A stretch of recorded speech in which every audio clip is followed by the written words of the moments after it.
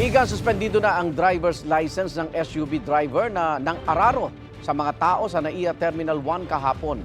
Dalawang nasawi sa disgrasya kabilang ang isang bata. May unang balita si Oscar Oida.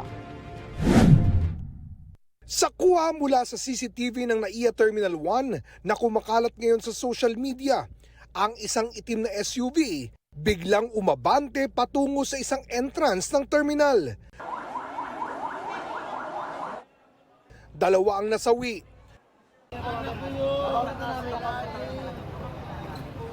Kasama ang 5 taong gulang na anak ng OFW na ito.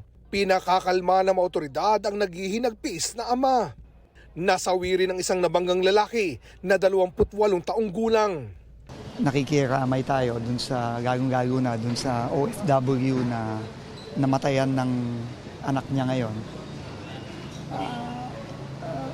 Masakit, no? Masakit. Kausap ko yung father ko, OFW siya.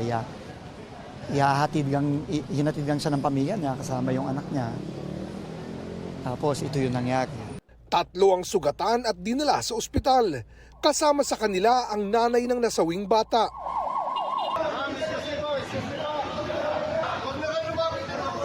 Gumamit ng forklift para maalis ang SUV at makuha sa ilalim ang mga biktima. Dumating doon si Ramon Ang, chairman ng San Miguel at presidente ng NNIC o New NAIA Infra Corporation na nagmando ng pag-clear sa lugar. Ayon sa Land Transportation Office, lumalabas na nagpanik umano ang driver ng SUV. Paalis na raw siya nang may dumaan daw na sasakyan sa harapan at imbis na preno, silinyador o accelerator umano ang natapakan niya. Pero sa kuha ng CCTV, walang sasakyang dumaan sa harapan ng SUV bago ito umarangkada. Nabuwal nito ang isa sa mga bollard hanggang matumbok ang mga biktima.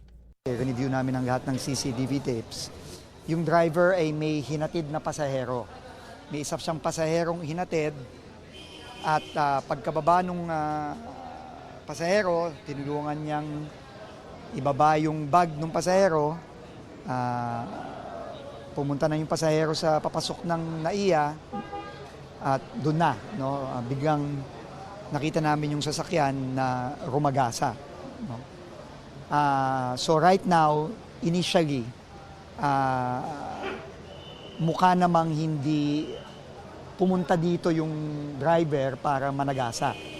No? Hindi intentional dahil nga nakita natin na meron talaga siyang hinatid na pasahero dito. Hawak na ng pulisya ang suspect. Nasasailalim umano sa mandatory drug testing. Sinuspindi na ng LTO ang kanyang lisensya. Naglabas na ang LTO ng show cause order laban sa driver at sa nagmamay-ari ng sasakyan.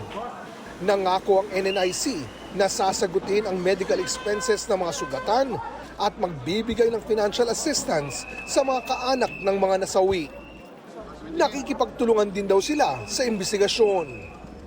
Ito ang unang balita, Oscar Oida para sa GMA Integrated News.